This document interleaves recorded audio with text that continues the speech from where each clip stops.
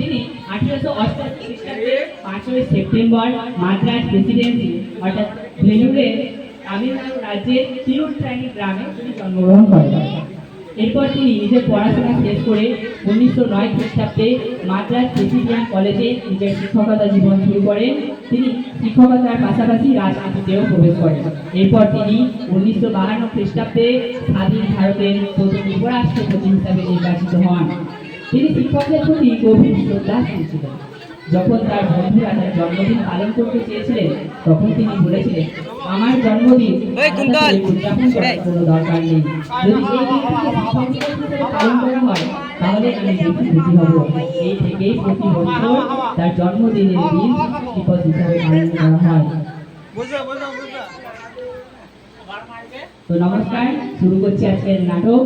Doctor Sarvepalli রাধাকৃষ্ণনকে আমার প্রণাম জানিয়ে এই প্রাঙ্গণে উপস্থিত সকল গুরুজনেদের আমার প্রণাম জানিয়ে এবং আমার সকল শিক্ষকদের আমার প্রণাম জানিয়ে এবং ভাই বোন দাদা দিদিদের আমার ভালোবাসা জানিয়ে শুরু করছি আজকের নাটক। নাটকের নাম বর্তমান সমাজে শিক্ষকের সম্মান।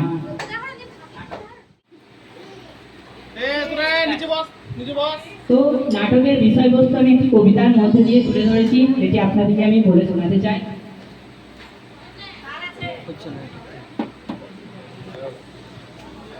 খাতা কলম হাতে নিয়ে লিখতে লাগলাম ছড়া, বর্তমানে শিক্ষার প্রসার হলেও শিক্ষকদের জীবনটা তুলে ধরবো আমরা সমাজটাকে, বলবো ধনী সন্তানেদের কথা, যারা শিক্ষাটাকে চিরদিন শিক্ষকদের মনে দিচ্ছে কথা।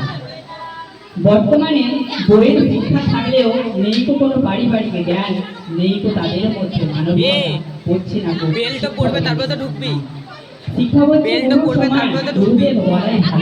কারণ আমাদের জীবনের অন্ধকার দূর করে তাদের দেওয়া জ্ঞানের সুযোগ। যাই হোক, সবা বাদ দিয়ে নাটকটা শুরু করি। বর্তমানে শিক্ষাটাকে এবার নিজেদের মতো তুলে ধরি।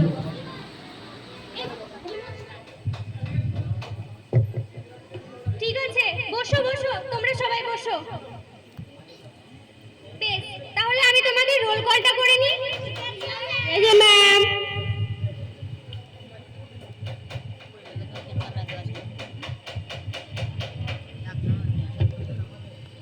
বেশ, roll number 1 present ma'am, 2 present ma'am, 3 present ma'am, 4 5 present ma'am, 6 present ma'am, 7 8 9 yes ma'am, 10 yes 11 12 ঠিক আছে। তাহলে আজকে পড়াশোনাতে আসা যাক। ঠিক আছে ম্যাম। বেশ, তার আগে একটা কথা বলি, আগামী 5ই সেপ্টেম্বর কিন্তু সবাই বিদ্যালয়ে 9টার মধ্যে চলে আসবে। কেন ম্যাম? কারণ সেই দিন বিদ্যালয়ে একটি অনুষ্ঠান হবে। ঠিক আছে ম্যাম। বেশ, কুন্তল, তুমি এবার বলো তো 5ই সেপ্টেম্বর কি? আগে ম্যাম, শিক্ষক দিবস। একদম। তবে 5ই সেপ্টেম্বরই কেন শিক্ষক দিবস পালিত হয়, অন্য কোনো দিন হয় না কেন? ম্যাম, সেই দিনই তো মহান শিক্ষক ডক্টর সর্বপল্লী রাধাকৃষ্ণন জন্মগ্রহণ করেছিলেন এবং ওই দিনটা ধরে আমরা পালন করি। একদম। তবে বলো তো, তিনি শিক্ষকের পাশাপাশি আর কি ছিলেন? তিনি স্বাধীন ভারতের প্রথম উপরাষ্ট্রপতি ছিলেন। একদম। বাহ বাহ, ভেরি গুড কুন্তল। বেশ, এবার তুমি বসো। বেশ, এবার মুন বলো তো, আমাদের রোজ সকালে উঠে কি করা উচিত? ছাই বা ভ্যা ভ্যা ভ্যা লেন্ডার কাঠি দিয়ে দাঁত মেজে সকালের খাবার খাওয়া উচিত। আরে চুপ করো, চুপ করো। না, আসলে আমাদের টুথপেস্ট দিয়ে দাঁত মেজে খাবার খাওয়া উচিত। ঠিক আছে? ঠিক আছে ম্যাম। বেশ, তুমি আর একটা প্রশ্নের উত্তর দাও তো, আমাদের খাবার আগে কি করা উচিত? ভালো করে মাঠে গিয়ে পেট পরিষ্কার করে খাবার খাওয়া উচিত, যাতে পেটের মধ্যে জীবাণু না থাকে। না, আসলে খাবার আগে আমাদের ভালো করে হাত ধুয়ে খাওয়া উচিত। ঠিক আছে? ঠিক আছে ম্যাম। বেশ, তাহলে তোমাকে আরেকটা প্রশ্ন করি।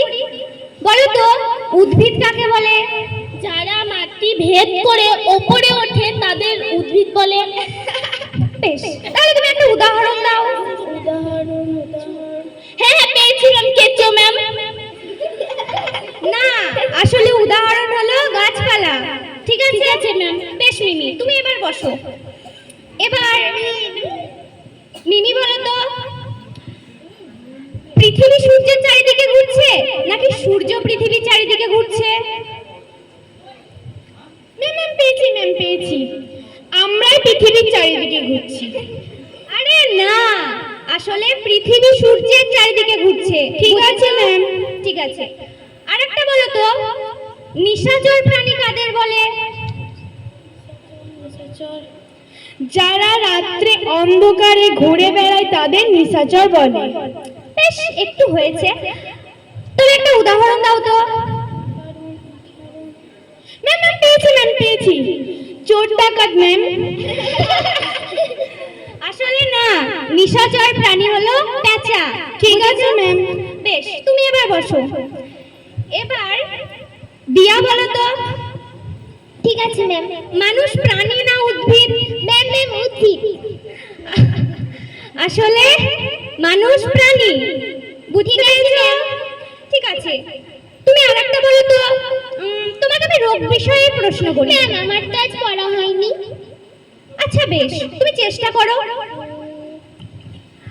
বলো তো আমাদের জ্বর কেন হয়? ম্যাম মনে পড়েছে। হ্যাঁ বলো। নদীতে বেশিক্ষণ সাঁতার কাটলে আর নদীতে বেশিক্ষণ চান করলে আর বেশি বেশি আইসক্রিম খেলে অবশ্যই জ্বর হয়। হ্যাঁ হয়েছে তোমার একটু একটু। বেশ রিয়া, তুমি এবার বসো। বেশ, এবার ঋক বলবে। ঋক বলো তো। বলো তো রামধনুতে কয়টি রং আছে? ম্যাম 7টি। একদম। আরেকটা প্রশ্ন করি। বলো তো গাছ আমাদের কি দেয়? অক্সিজেন, ফুল ও ফল। একদম, বাহ বাহ। রিক, তুমি এবার বসো, তোমার ঠিক হয়েছে। বেশ, এবার তৃষা বলো তো। তোমাকে আমি রোগ বিষয়ে প্রশ্ন করছি। ঠিক আছে ম্যাম। বলো তো আমাদের পেটে ব্যথা কেন হয়? কারণ ম্যাম পেটের মধ্যে তো উইদিক থাকে, তারা কামড়ালেই তো পেটে ব্যথা হয়। না, বেশ বেশ ঠিক আছে। তাহলে তোমাকে আমি অন্য প্রশ্ন করছি। ঠিক আছে ম্যাম। বলো তো একটা মানুষের ডায়রিয়া হয়েছে আমরা কি করে বুঝবো? কেন ম্যাম? সে তো বারে বারে হাঁকবে, তখন যাবে। বেশ, চুপ করো সবাই। বেশ তৃষা, তুমি বসো। বেশ, এবার তাহলে সোনালি বলো তো। ঠিক আছে ম্যাম। বলো তো আমাদের শরীরে কয়টি হাড় আছে? আমি তো শরীরের ভিতরে ঢুকে দেখিনি, তাছাড়া আমি আজ পড়াও করে আসিনি। তুমি কি জানো না উঠে দাঁড়িয়ে উত্তর দিতে হয়? আমি তো পড়াই করিনি, কি করব? বেশ, তুমি চেষ্টা তো করো। আমি পারবো না। আরে চেষ্টাটাই তো করে দেখো। আমি পারবো না বলেছি তো, পারবো না। বেশ, তাহলে তোমাকে আমি অন্য প্রশ্ন করি। আমি কোনো প্রশ্নের উত্তর দিতেই রাজি নই। আমি কিন্তু প্রধান শিক্ষককে বলে দেব যে তুমি পড়া করছো না। আপনার যা ইচ্ছা করুন গা। কি? তোমার এত বড় আস্পর্ধা যে তুমি আমার মুখে মুখে তর্ক করো? তোমার এত বড় সাহস! দাঁড়াও, আমি তোমার মাকে ডেকে পাঠাচ্ছি। আপনাকে আমার মাকে ডেকে পাঠাতে হবে না, আমি নিজেই আমার মাকে ডেকে নিয়ে আসবো। হ্যাঁ, ডেকে নিয়ে এসো, আমিও দেখে নেব কি করে।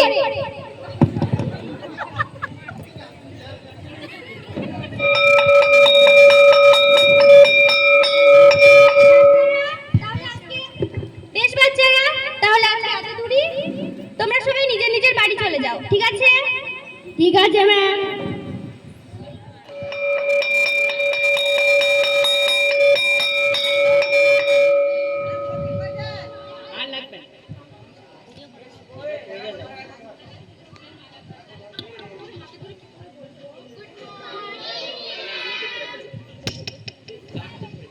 বেশ বেশ, বসো।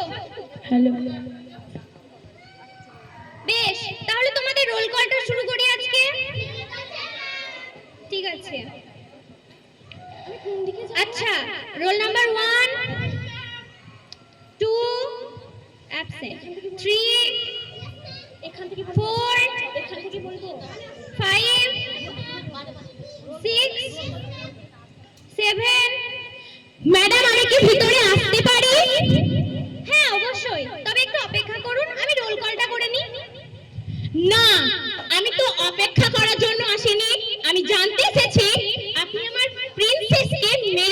কেন? আচ্ছা, আপনি কই আমাকে বসতে বললেন না? সেটা তো সোনালি ভালো বলতে পারবে। আপনি বরং সোনালিকেই জিজ্ঞাসা করুন। আর বসতে বলার কথা, ক্ষমা করবেন, এটা স্কুল, আমার বাড়ি নয়। ঠিক আছে, তবে আমার না আপনার কাছে জানার আছে, তাই আপনিই বলুন। আজকে আপনি আমার সঙ্গে এই মুহূর্তে ঠিক যে বেয়াদবিটা করছেন, সোনালিও গতকাল সেই বেয়াদবিটাই করেছিল। কি? আপনার এত বড় সাহস? আপনি জানেন আমি কে? না, জানি না। কে আপনি? আপনি যে এলাকায় চাকরি করছেন সে এলাকার এমএলএ স্ত্রী আমি। আমি মনে করলে আপনার চাকরি খেয়ে নিতে পারি। তাই আমার সঙ্গে কথা বলতে হলে মাথা নিচু করে সম্মান দিয়ে কথা বলুন, তাতে আপনারই মঙ্গল। আর আপনি হয় ভুলে যাচ্ছেন আমি একজন শিক্ষিকা, তাই আমারও একটা সম্মান আছে, তাই আমার সঙ্গে ভদ্রভাবে কথা বলুন। তার মানে আপনি বলতে চাইছেন আমার থেকে আপনার সম্মানটা বেশি? হ্যাঁ, অবশ্যই। আমি তো একজন শিক্ষিকা আর আপনি তো একজন সামান্য গৃহবধূ। আপনি ভুল করছেন। আপনি হয়তো ভুলে যাচ্ছেন আমার স্বামী একজন এমএলএ। আমি মনে করলে আপনার চাকরি খেয়ে নিতে পারি। আর আপনিও ভুলে যাচ্ছেন আমি একজন শিক্ষিকা। আর আপনি নিজে একটু সম্মানটা দিতে শিখুন, তাতে আপনার মেয়ের পারিবারিক শিক্ষাটা ভালো হবে। ক্ষমা করবেন ম্যাডাম, আমি আমার মেয়েকে কেমন শিক্ষা দেব তা আপনার কাছে জানার প্রয়োজন বোধ করি না। আপনি আমার মেয়ের শিক্ষিকা, তাই আপনাকে আর একটা সুযোগ দিয়ে গেলাম। যাই হোক, ফের যদি এমন হয় আমি আপনার চাকরি খেয়ে নেব। আপনি কি আমার চাকরি খাবেন? আজকের পর থেকে হয়তো এই চাকরিটা আমি নিজেই ছেড়ে দেব। যেখানে আপনাদের মতো অভিভাবকেরা আছে সেখানে আমাদের মতো শিক্ষক শিক্ষিকার কোনো সম্মানই নেই। আর যাই হোক, সেই স্থানে থাকা আমার পক্ষে সম্ভব নয়, সেটা আপনার ব্যক্তিগত ব্যাপার। চলো প্রিন্সেস।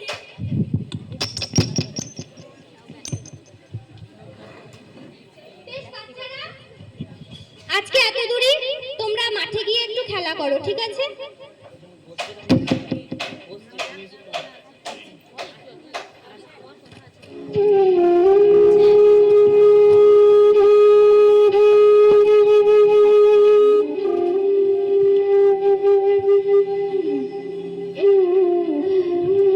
কি আর করা যায়, এই যুগটাই খারাপ, এই সমাজটাই খারাপ। এই সমাজে আমাদের মতো শিক্ষক শিক্ষিকার কোনো সম্মানই নেই। ছি ছি, আমার তো বেঁচে থাকতে ইচ্ছা করছে না।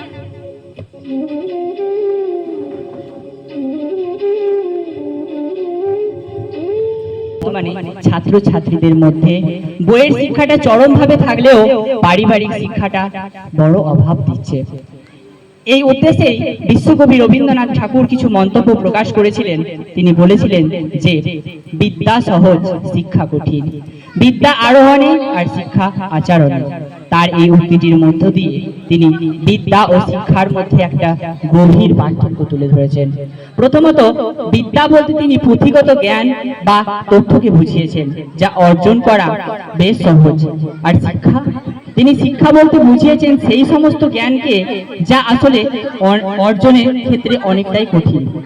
আর পারিবারিক শিক্ষা, যা মানুষের চারিত্রিক বৈশিষ্ট্যকে তুলে ধরে এবং একজন প্রকৃত মানুষ হিসাবে গড়ে তোলে, তা অর্জন করা অনেকটাই কঠিন। তাই সকলের কাছে আমরা অনুরোধ, নিজেদের সন্তানেদের পারিবারিক শিক্ষায় বড় করে যাতে তারা গুরুজনদের সম্মান দিতে পারে, শিক্ষক শিক্ষিকাদের সম্মান করতে পারে এবং নিজেরাও বড় হয়ে সম্মান অর্জন করতে পারে। নমস্কার।